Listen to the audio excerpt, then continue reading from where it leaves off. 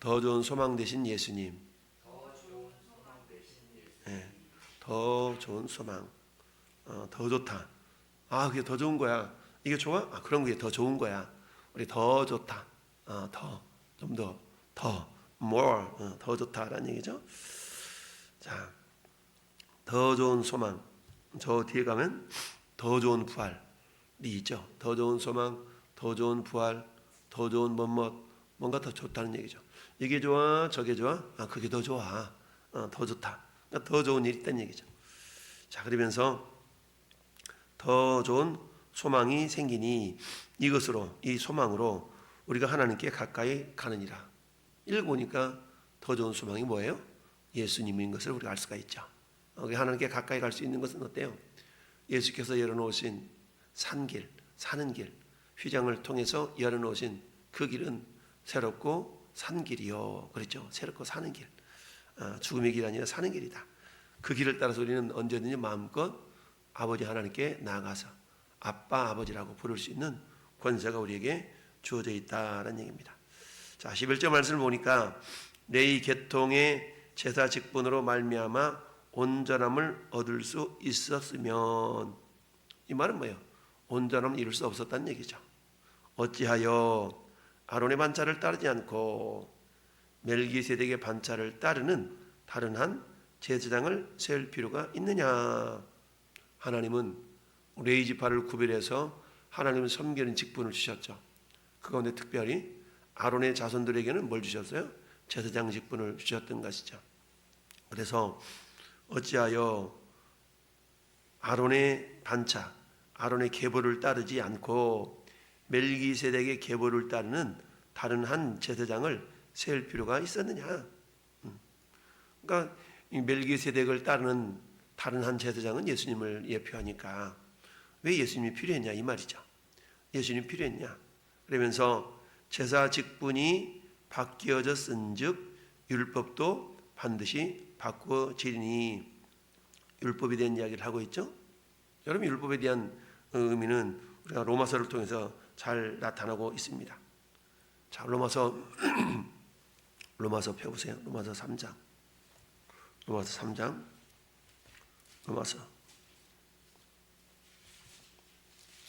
로마서 3장을 보면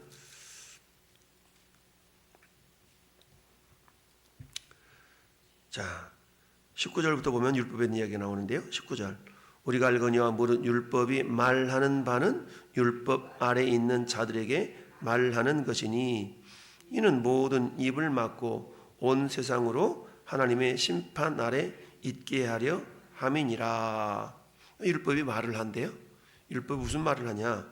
율법 아래에 있는 자들이 말한다. 율법을 말하면서 제가 자주 그런 얘기하죠. 우리 평택 저 외곽도로가 보통 60km로 돼 있어요. 평상시에는 예전에는 70km 있었는데 이게 줄여가지고 60km로 돼 있죠. 근데 평상시에 75 이렇게 달던 사람이 어느 날 돌아가 60km로 바뀐 일을 몰랐어. 그리고 자기는 75km로 다니면 한 5, 6km 정도는 여유가 있으니까 괜찮겠지 하는데 어느 날 딱지가 날아왔네. 보면 어떤 딱지예요? 속도 위반. 무슨 소리야? 나 75km밖에 안 달렸는데 이 도로 70km 아니야? 알고 봤더니 그 도로는 70km가 아니야 60km였네. 그러니까 75km로 달렸으니까 15km 속도 위반했으니까 얼마짜리 하면 딱지가 끊겨서 날아왔죠. 그러면 이처럼 평상시에 75km 다니는 사람들에게는 시속 60km, 70km가 그 사람한테 해당되는 거예요. 근데 평상시에 50km로 다니는 사람이 있어. 그러면 그 도로가 70km로 바뀌었던 60km로 바뀌었던 이 사람들은 아무 상관이 없어요. 평상시에 50km로 다니는 사람이니까. 그러면 오늘 본문에 다시 돌아와가지고 본문이 아니라 오늘 그 19절에 다시 보니까 로마서 13장 19절에 보니까 무릇 율법이 말하는 바는 율법 아래에 있는 자들에게 말하는 것이다. 자, 이것은 이 도로는 시속 60km입니다. 당신 75km 다니면 안 돼요. 라고 말하고 있는 거예요. 그러면 평상시에 75km로 달리고 있는 사람이 이 도로가 60km로 바뀌었음을 알고 여기는 좀 줄여야 되겠구나 라고 그 사람한테 적용되는 것처럼 율법 아래에 있는 자들에게 말하는 것이니 이는 모든 입을 막고 당신 속도 위반했잖아. 왜요? 이거 60km인데? 어메 그랬네. 할 말이 없는 거죠. 온 세상으로 하나님의 심판 아래 있게 하라 함이라. 그러면서 그러므로 율법의 행위로 그 앞에 의롭다 하심을 얻을 육체가 없나니 율법으로는 죄를 깨달음이라. 당신은 속도 위반했습니다. 아이고 내가 진짜 속도 위반했구나 라는 것을 깨닫게 한다는 얘기죠. 그러니까 율법의 기능이 뭐라고요? 죄를 깨닫게 하는 기능이 율법의 기능입니다. 율법의 기능이에요. 그러다 보니까 이 율법에 매여서 이제 사는 인생이 되는데, 자 오늘 다시 본문으로 돌아와서 11절 레위 계통의 제사 직분으로 말미암아 온전함을 얻을 수 있었으면 백성이 그 아래서 율법을 받았으니 어찌하여 아론의 반차를 따르지 않고 멜기세덱의 반차를 따르는 한 제사장을 세울 필요가 있었느냐. 여러분 제사장의 역할은 뭐예요? 우리로 말하면 예배를 인도하는 그런 역할. 어제 예배 인도자 간증도 하셨지만 인도자 역할이죠. 그래서 제사장은 백성들과 하나님과의 죄의 담이 있는데 그 죄의 담을 이렇게 중개하는, 그래서 하나님의 이스라엘 백성들의 모든 죄를 하나님께 낱낱이 구하고 짐승의 피를 들여서 제사를 집전하는 그런 역할을 했던 자들이 제사장이잖아요. 근데 그 제사의 효력이 고작 1년밖에 안 되죠. 그러니까 1년마다 해마다 짐승을 잡아 죽여야 돼요. 그러니 해마다 짐승을 잡아 죽여야 되니 얼마나 많은 짐승들이 죽어져야 되겠어요. 그래서 그 율법이라는 것은 한마디로 말하면 한계가 있다라는 것을 말씀하고 있어요. 그러면서 그 한계를 변화시키기 위하여서 멜기세덱이라는 영원한 제사장을 이렇게 내보내셨다라는 얘기입니다. 근데 제사장은 레위 지파를 통해서 와야 되는데, 근데 멜기세덱은 레위 지파도 아니고 이미 레위가 아브라함의 허리에 있을 때부터 이미 멜기세덱은 있었잖아요. 그러니까 멜기세덱은 레위 지파하고는 상관이 없다라는 걸 말하고 있어요. 그러면서 제사 직분이 바뀌었은즉 어떻게 바뀌었어요? 레위 지파를 통해서 오던 제사장 직분이 레위 지파와는 상관이 없는 멜기세덱을 통해서 왔다. 근데 예수님은 그 멜기세덱의 계보를 통해 왔다라고 말씀하고 있어요. 근데 우리가 아는 것처럼 예수님은 레위 지파가 아니라 어느 지파? 유다 지파. 예수님은 14절 말씀 보니까 우리 주께서는 유다로부터 나신 것이 분명하도다. 예수님은 유다 지파를 통해서 오셨다는 얘기죠. 그러니 유다 지파로 왔으니까 레위 지파들이 특별히 제사장 직분을 감당했던 아론의 후손들이 받았던 교육을, 다는 제사장이니까 이런 일을 해야 되고 저런 일을 해야 되고 이런 것을 받았을 리가 없죠.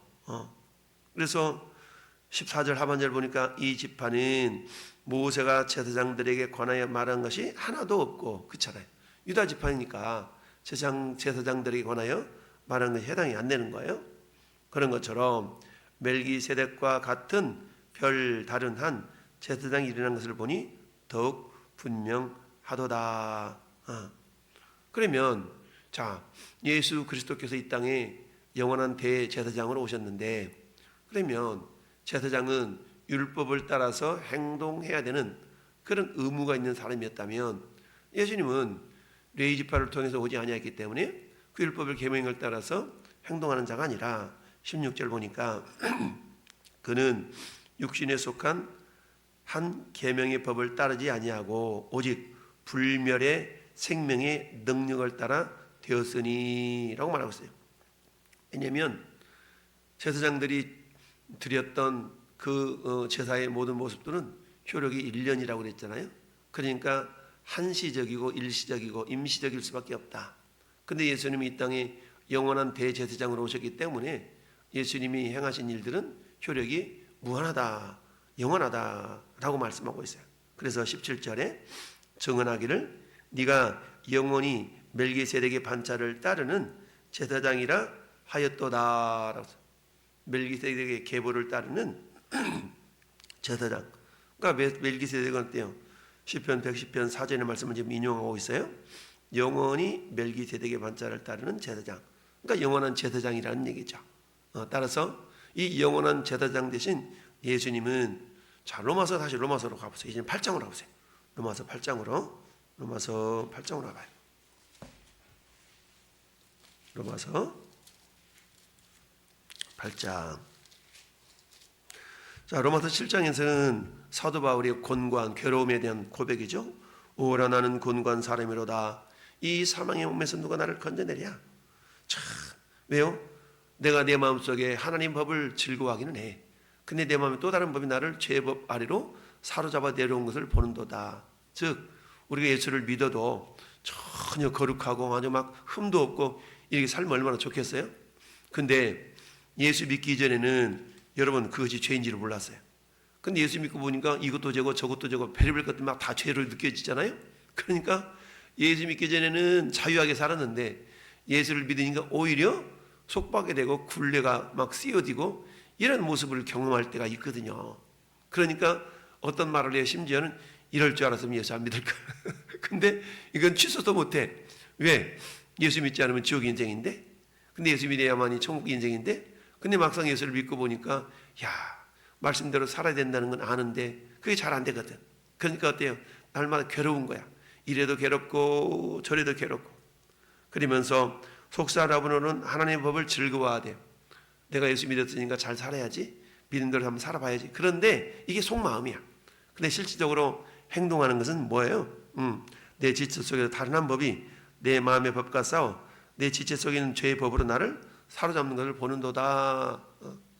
그러면서 그때 교회 와서는, 예배당에 와서는 기도하고 회개하고, 또 예배당 밖에 나가면 또 그냥 마음대로 살아가고, 이런 일들이 반복되다 보면 인간이 어떤 생각을 품게 되냐면 믿어봤자 별것도 없구만. 그러면서 이제 자포자기를 하는 수가 있습니다. 그래서 될 대로 되라 라고 하는 경우가 많이 있거든요. 이런 삶을 누구도 경험했어요? 사도 바울도 경험을 했어요. 그러면서 오라 나는 곤고한 사람이로다. 이 사망의 몸에서 누가 나를 건져내랴 라고 했어요. 건져내랴.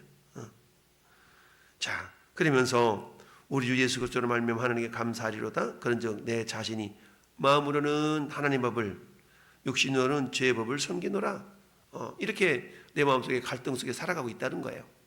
그러면서 8장에 들으면서는 그러므로 이제 그리스도 예수 안에 있는 자에게는 결코 정죄함이 없나니 이는 그리스도 예수 안에 있는 생명의 성령의 법이 죄와 사망의 법에서 너를 해방하였음이니라.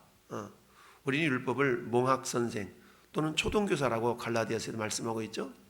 자, 제가 어린아이를 엄마 품에 안긴 아이, 엄마 등에 업은 아이를 자주 비유하잖아요. 여러분, 어린아이가 서울 가고 싶은 마음이 생긴 거야. 근데 이 아이는 겨우 아장아장 걸어가는 아이야. 근데 그 아이가 서울을 가고 싶다고 생각해 보세요.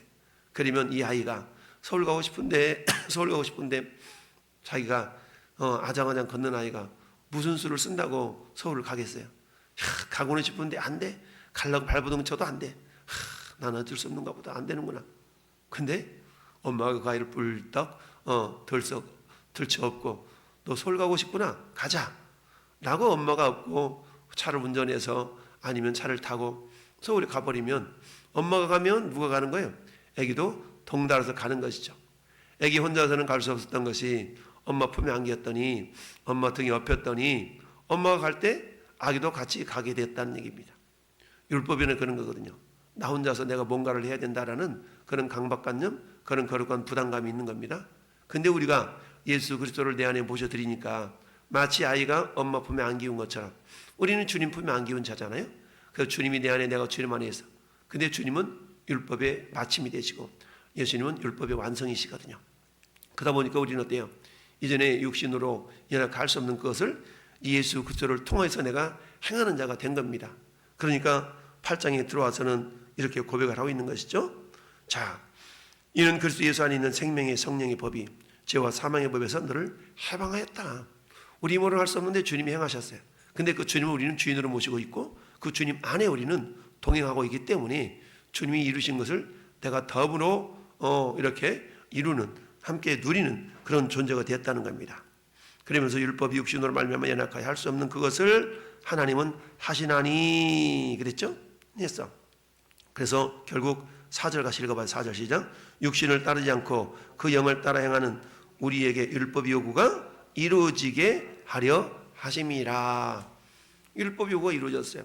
내 힘이 아니라 이미 예수님이 이루신 그것을 내가 믿고 영접할 때에 예수님을 통해서 우리는 율법이 이루어짐을 경험할 수 있고, 나도 그것을 이뤘다라고 주님이 말씀하셨어요. 그 모습을 보면서 뭐라고 말씀하셔요? 너는 의롭다라고 주님이 인정해 주시죠.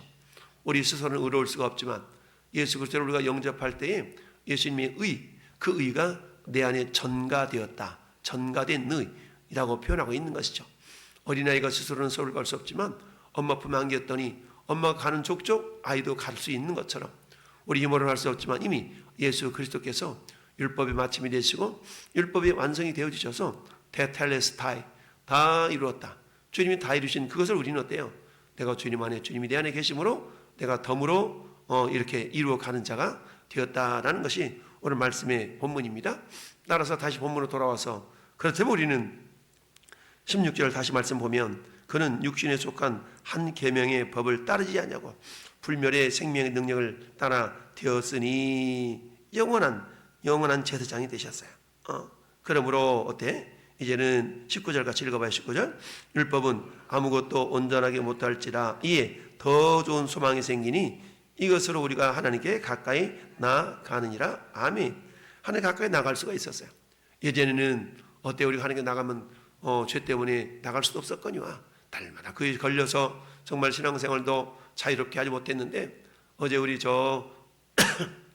김윤진 전사님의 간증의 고백이 그거 아니겠어요?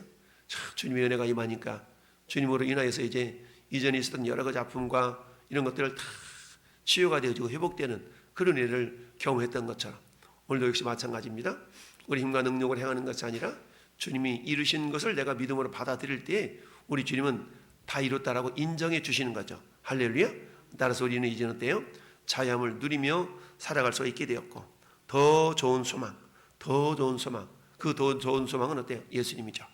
따라서 예수님을 붙들고 살아갈 때에 악이 혼자 스스로 갈 수 없던 서울길, 부산길, 강릉길 마음대로 언제든지 그 엄마와 함께 가게 되는 것처럼 우리는 주님 안에서 주님이 주신 그 모든 것들을 받아 누리는 주인공들이 되었고 그래서 어때요? 우리 4장 16절 다시 봐요. 한 장 넘겨서 4장 16절 시작. 그러므로 우리는 긍휼하심을 받고 때를 따라 돕는 은혜를 얻게 하여 은혜 보좌 앞에 담대히 나아갈 것이니라. 우리 주님의 도심의 은혜를 얻게 하여 우리 어때? 이제는 담대하게 당당하게 나갈 수 있는 그런 권세들이 우리에게 주어져 있음을 믿고 하나님 현상 상황 이런 것들이 현실이 녹록지 않다 할지라도 우리는 이미 주님 안에 있는 자예요. 주님도 그런 여러 가지 고난을 고통을 경험을 통하여서 우리에게 자유함을 주시려고 이미 다 이루셨다. 십자가에서 우리 모든 죄짐을 다 짊어지신 줄 믿습니다. 오늘은 그 자유한 그 주님을 우리의 주님으로 모시고 그 주님을 우리의 소망 삼아서 오늘 한 걸음 한 걸음 주님과 동행하며 그 주님을 전하는 놀라운 은혜가 있기를 예수님의 이름으로 축원합니다. 아멘.